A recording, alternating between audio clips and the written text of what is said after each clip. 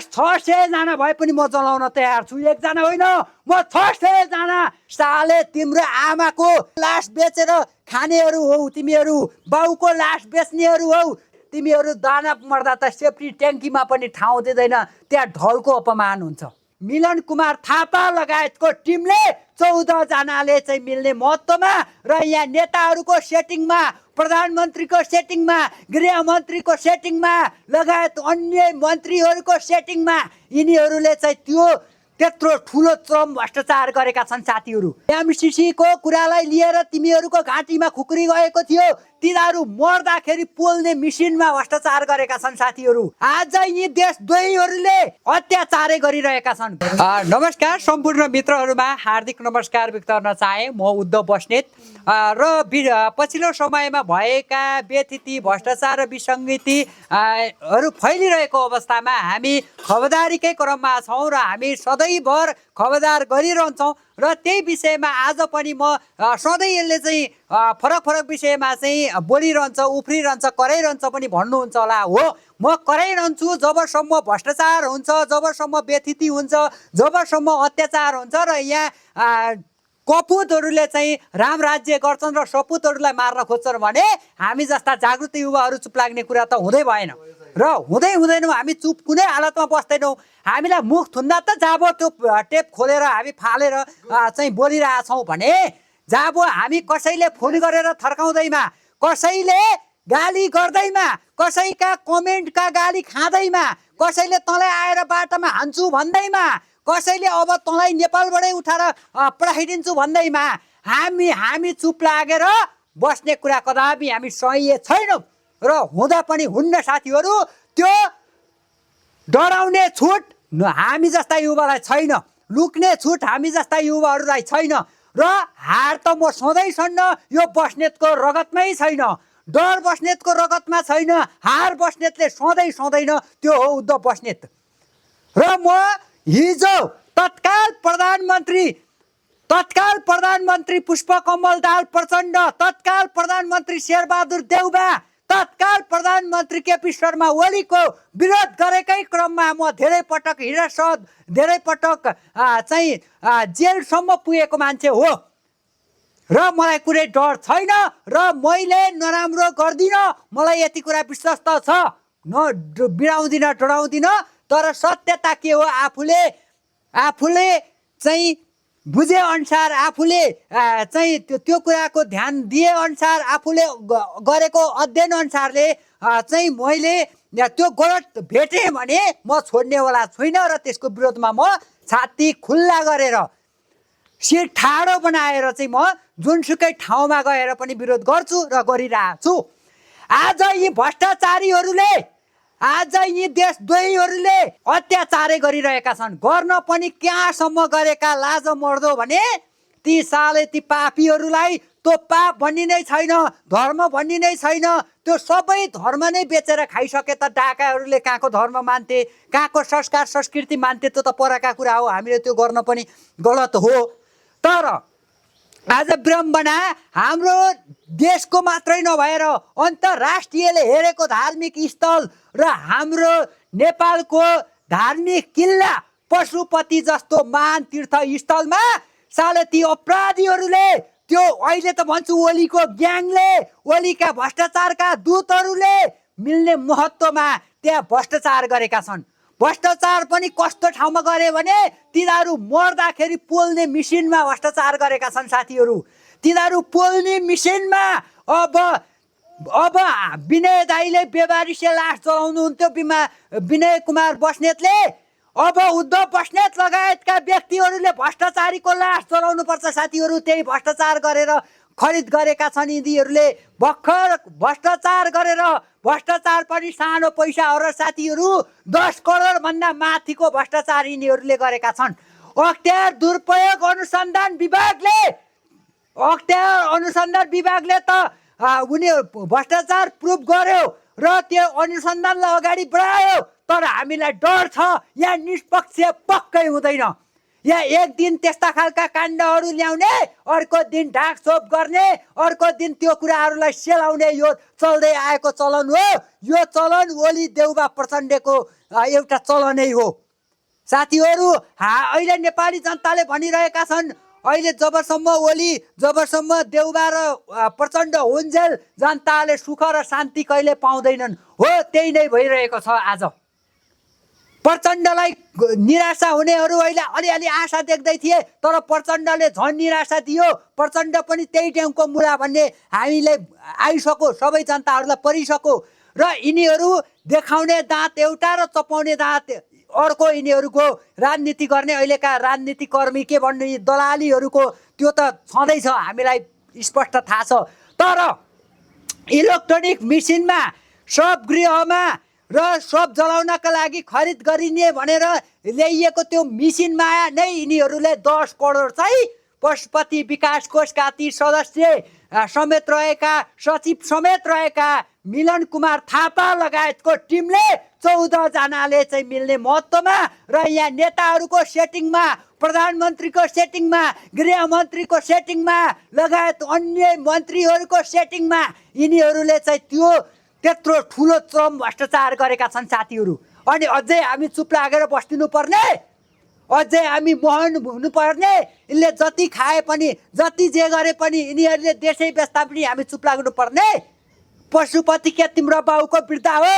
पशुपतिका मा भएका सबै संरचनाहरू सबै तिम्रा मिसिनहरू सबै एउटा लासमा सम्म तिमीहरूले आँखा गाड्छौ भने साले तिम्रो आमाको लास बेचेर खानेहरू हौ तिमीहरू, बाउको लास बेच्नेहरू हौ तिमीहरू। आफ्ना छोराछोरी आफ्नी बुढीको चाहिँ सबमाथि चाहिँ तिमीहरूले खेलबाड गरिरहेका छौ र त्यही खरानीमा तिमीहरू रमाइरहेका छौ भने हामीले के आशा गर्ने तिमीहरूमाथि?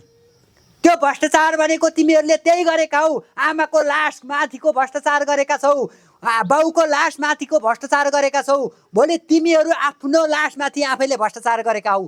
भोलि तिमीहरू मर्यौ भने जलाउने त त्यही मिसिनमा हो नि त। तिमीहरूलाई अझ गनाउँछ तिमीहरूको यो उ गर्दा डुङडुङती अझ तिमीहरूलाई त पवित्र धार्मिक स्थलमा जलाउने त हुँदै होइन।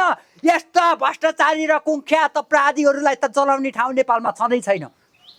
यो पवित्र भूमि हो नेपाल, बुद्ध गौतमले जन्मिएको देश हो हाम्रो र यो शान्तिको प्रत्येक मानिने नेपाल र शान्तिका दूत जन्मिएको ठाउँ हो।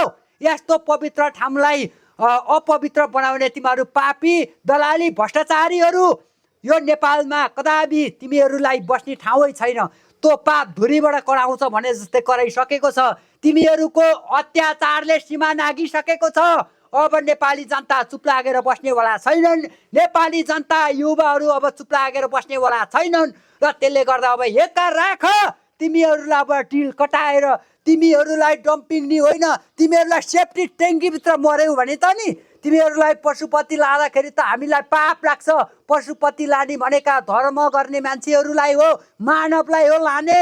तिमीहरू दानव मर्दा त सेफ्टी ट्याङ्कीमा पनि ठाउँ दिँदैन, त्यहाँ ढलको अपमान हुन्छ।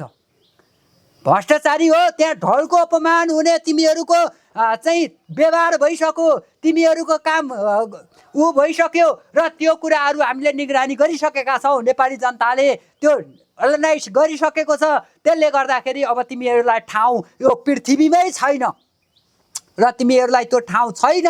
त्यसले गर्दाखेरि अब तिमीहरू सुध्रिनौ। मैले भनिराखेको छु तिमीहरूलाई सुध्रिने मौका नेपाली जनताले पटक पटक दिएका हुन्, तर तिमीहरूले सुध्रिन्छौ भन्दा झन् बिग्रिँदै गयौ, झन् नेपाली जनतालाई हेप्दै गयौ, चेप्दै गयौ, आफ्नो मनलाग्दी गर्दै गयौ र यहाँ सक्नेलाई ऐन नसक्नेलाई ऐन सक्नेलाई चैन बनाएर गयौ। तिमीहरूले आफ्ना अर्काका मान्छेहरू छुट्याएर राजनीति गर्यौ, आफ्नै घर परिवारलाई पोस्यौ, तर बाहिरी संसारबाट तिमीहरू कहिल्यै पनि भित्री संसारबाट बाहिरी संसारमा आउन सकेनौ। नेपाली जनता र देशको स्थिति के हो, नेपाली जनताले के चाहेका छन्, देशले के चाहेको छ, कस्तो खालको नेपाली जनता कुन स्थितिमा छन् अहिले, यो एयरपोर्टको भिड कसरी हामीले चाहिँ नियन्त्रण गर्न सक्छौँ, नेपालीहरूलाई विदेशमा जानको लागि हामीले कसरी रोक्न सक्छौँ, यो समस्याको कसरी हल गर्न सक्छौँ, किसानलाई हामीले कसरी राहत दिन सक्छौँ, किसानको उत्पादनलाई हामीले कसरी चाहिँ बजारीकरण गर्न सक्छौँ भन्ने कहिले ध्यान दिएका छौ? दलालीहरूको कहिल्यै ध्यान गएको छ? डाकाहरू अहिले तिमीहरूले त लास्टमा होइन कि तिमीहरूले त जनताको टोइलेटको त्यो भन्न त के भन्नु फोहोर भनिन्छ हामीले, तर तिमीहरू त्योमा पनि भ्रष्टाचार गर्नेवाला छौ, गर्छौ तिमीहरू। तिमीहरू नालायकहरू हौ, तिमीहरूको कर्तुत सबै नेपाली जनताले भइसके। तिमीहरू त नाङ्गै लतिचारा हौ, तिमीहरूले बाहिर लाए नि भित्र तिमीहरूको सर्व अङ्ग सबै देखिसकेको छ। तिमीहरू एकजना संसदले भने हामी नाङ्गै, तिमीहरू नाङ्गै भएको महसुस गरेका छौँ भन्नुभएको छ सुनिल शर्माले। हो, त्यो कुरालाई मान्यज्यूलाई म सम्मान पनि गर्छु, सत्य कुरा हो। सत्य कुरा अलिकति तितै हुन्छ, तपाईँलाई पार्टीबाटै कारबाही गर्ला यस्तै बोल्नुभयो भने राम्रा मान्छे, किनकि त्यो भ्रष्टाचारी ग्याङमा ओढिँदैन। त्यसले गर्दाखेरि त्यो कुरा सही हो, तिमीहरू नाङ्गिसकेका छौ। अब नेपाली जनताले अझै नङ्ग्याउनेवाला छ र नङ्ग्याउँछौ। अब हामी जानेवाला छौँ, तिमीहरूको 84 हामी कुरेर बस्नेवाला छैनौ। अब तिमीहरू सकिने भनेको यही 82 र 83मै तिमीहरू सकिने छौ र तिमीहरूलाई डाँडो कटाएर हिजो मात्रै तिमीहरूले भ्रष्टाचार गर्यौ, 14 जना माथि मुद्दा चल्यो र तिमीहरूले भ्रष्टाचार नि कस्तो ठाउँमा गर्यौ हामीले भनिसक्यौँ। सब गृहमा तिमीहरूले त्यो विद्युतीय मिसिन किन्दै गर्दाखेरि त्यो चाहिँ सबजना मिल्ने महत्त्वमा त्यहाँ कर्मचारीदेखि नेतादेखि त्यहाँ सबैको सेटिङमा तिमीहरूले भ्रष्टाचार गर्यौ र त्यहाँको इन्जिनियरले शुद्ध मिलेर चाहिँ भ्रष्टाचार गरेको छ। अब हामी छोड्नेवाला छैनौँ, नेपाली जनता सधैँ चुप लागेर बस्दैन। खबरदार, अब त्यो सब गृहको उद्घाटन र त्यसलाई तिमीहरूले मिसिनमा भ्रष्टाचार गरेका छौ। अब त्यही भ्रष्टाचार गरेर खरिद गरेको मिसिनमा अब तिमीहरू भ्रष्टाचारीहरूलाई जलाएर नेपाली जनताले उद्घाटन गर्नु नपरोस्। अब हामी उद्घाटन यसरी गर्छौँ, तिमीहरू दलाली र भ्रष्टाचारी माफियाहरू त्यो भ्रष्टाचार गर्नेहरूलाई जलाएर उद्घाटन गर्ने दिन नआओस्। खबरदार, म भन्न चाहन्छु, अब नेपाली जनता चुप लागेर बस्नेवाला कदापि छैनन्, हामी कदापि छैनौँ। र त्यसले गर्दाखेरि अब सचेत हो, सचेत भ्रष्टाचारी। नत्र भने पहिला एकजनालाई त एकजना नेपालीले खुकुरी हानेको रेकर्ड छ नि तिमीहरूलाई बोल्दै गर्दा, याद छ? त्यो दिन सम्झिन्छौ तिमी? सम्झिन्छौ? एमसिसीको कुरालाई लिएर तिमीहरूको घाँटीमा खुकुरी गएको थियो, तर अलिकति मात्रै काटियो। अब तिमीहरूको पुरै घाँटी काटिनेवाला छ यस्तै भ्रष्टाचार गर्दै गयौ भने।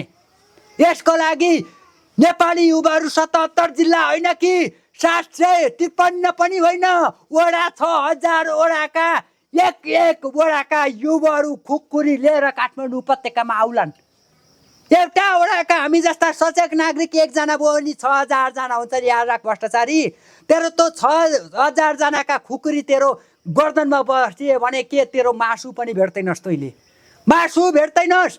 र त्यो दिनको तैँले ध्यान दि यो कुरा बोल्दै जाँदा कति भ्रष्टाचारीहरूको म आँखाको तारो बन्न सक्छु। भनौँ अझ झोले झ्याम्टे र अहिलेका साले ती ओलीका नोकरहरूको त हामी आँखाको तार कोट्नै छौँ हामी। तर हामीलाई त्यो छैन, हामी जनताको पक्षमा हिँड्ने हामी सर्वसाधारण हौँ, हामी कुनै पनि पार्टीका कुनै पनि झोले झ्याम्टे होइन। त्यसले गर्दाखेरि हामी सत्यमाथि नेपाली वीर गोर्खाली कहिले डराउँदैन। हामी वीर गोर्खालीको गाथा बनेका नेपाली जनता हौँ। अहिले म भ्रष्टाचारी काट्नको लागि हामी तयार छौँ भने भोलि हाम्रो सिमाना मिच्दै गयो भने नै भ्रष्टाचारी हो। अहिले तिमीहरूले राजनीति गरेका छौ, म देश जोगाउँछु भन्छौ नि, तिमीहरू सीमा मिच्यो भने बार्गेनिङ गर्न भारतसँग पुग्छौ, बार्गेनिङ गर्न चीनसँग पुग्छौ, तर त्यहाँ नेपाल जोगाउन पुग्दैनौ, याद राख। र त्यो बेलामा वीर गोर्खाली आफ्नो भूमि जोगाउनको लागि सिमानामा कोही त्यस्तो बेला खटिन्छ भने हामी जस्ता युवा र उद्धव बस्नेत जस्ता बिना स्वार्थका युवाहरू स्वाभिमानी नेपालीहरू त्यहाँ उपस्थित हुन्छन्। हामी भ्रष्टाचारीलाई मात्रै होइन, सिमाना मिच्नेहरूको पनि घाँटी काट्न तयार छौँ। युवाहरू अहिले पनि वीर गोर्खालीहरू जिउँदै छन्। अमरसिंह थापा, बलभद्र कुमार लगायतका वीरताका ती वीर गोर्खालीहरूका सन्तान र सन्ततिहरू हामी छौँ।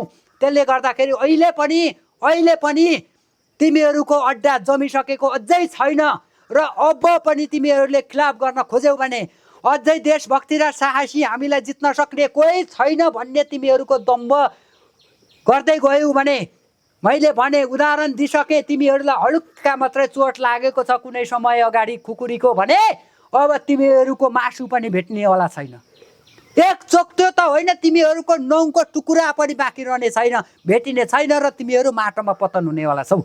र यो कुरालाई अब तिमीहरूले मनन गरेर गएनौ भने खबरदार, यसको लागि हामी जे पनि गर्न तयार छौँ। मैले भनिसकेँ, तिमीहरूको बाध्यताले गर्दाखेरि नेपाली जनता बाध्यता सन्छ। नेपाली जनताले तर अत्याचार सहँदैन, अत्याचार भइसकेको छ। त्यसले गर्दाखेरि अत्याचारको लागि लड्न हिँड्दाखेरि बङ्गलादेश भन्दाको बाउ बन्नेवाला छ नेपाल।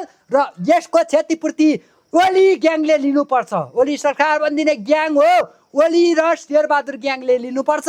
होइन भने अब नेपाली जनता चुप लागेर बस्नेवाला छैनन् भन्दै नेपाली जनताको जय होस्, नेपाल आमाको जय होस्। पशुपतिनाथले रक्षा गरून् र यस्ता भ्रष्टाचारीहरूको नष्ट गरून्। र यी भ्रष्टाचारीहरूलाई 84मा नभइकन यही 82 सालमा उद्धव बस्नेतले यो शवगृहको उद्घाटन गर्न पाओस् र यी भ्रष्टाचारीहरूको लास जलाउन उद्धव बस्नेतले पाओस् र पशुपतिनाथले यो शक्ति प्रदान गर्नुहोला। विनय बस्नेतले कोही नहुने बेसाराहरूको र ती चाहिँ बेवारिसे लासको जलाइरहेको बस्नेत हुनुहुन्छ भने उद्धव बस्नेतले भ्रष्टाचारीको लास जलाउने उद्धव बस्नेत छ भन्ने पशुपतिनाथले आशीर्वाद दिनुहोला, शक्ति दिनुहोला। र यी भ्रष्टाचारीहरूलाई जलाउने मन उद्धव बस्नेतलाई छ, त्यो मेरो इच्छा हो।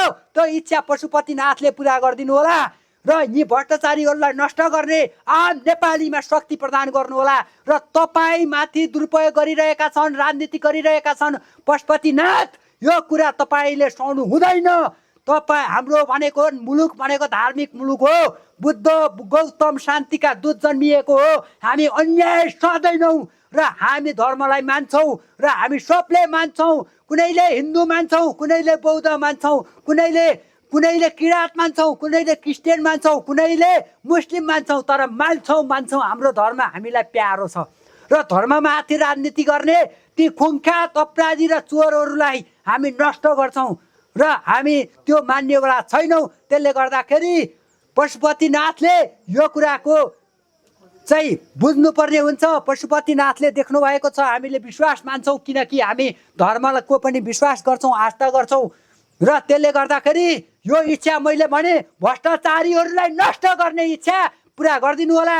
84 हामी कुर्नेवाला छैनौँ। यो भएपछि यही 82 सालभित्र भ्रष्टाचारी सबको पोल्न पाइयोस् र मिसिनभित्र हालेर तिनीहरूको सबलाई म एकजना भन्दिनँ, नेपाल आमाको रगत बगेको छोरो हो, देशभक्ति छोरो हो। म 1000 पुलिसहरूसँग लड्ने दम यस्तै जान भए पनि छ, शक्ति छ पशुपतिनाथसँग। म भन्न चाहन्छु तपाईँहरूले त्यस्ता भ्रष्टाचारी मारिदिनु होला। पशुपतिनाथ लास्ट 600 जना भए पनि म जलाउन तयार छु। एकजना होइन, म 600 जना दिनको जलाउन तयार छु। त्यो सामर्थ्य ममा छ।